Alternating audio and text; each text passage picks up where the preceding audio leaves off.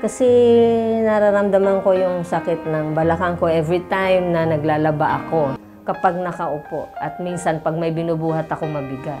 Hindi ko alam na lalabas sa result April 2, calcium oxalates, ibig sabihin, tinignan ko sa medical dictionary, salt deposits.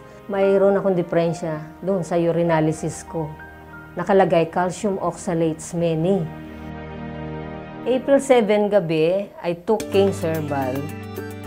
And after 2 weeks, naramdaman ko yung paghapde sa pag-ihi. Kaya naalala ko yung sabi ng doktora na kung hindi raw ako nahirapang umihi. Naisip ko na ito na ang lunas ng King's Herbal sa akin. Yun na yun, lumabas na yung salt crystals. Mga buha-buhangin yun eh. And from then on, nawala yung sakit ng balakang ko every time naglalaba ako. Papasalamat ako sa Panginoon. Ganon din kay Carrie sa pagkatuklas niya ng King's Herbal na siyang nagpapagaang ng mga karamdaman ng tao. Hindi lang dito sa Pilipinas, kundi sa iba't ibang parte ng mundo na rin.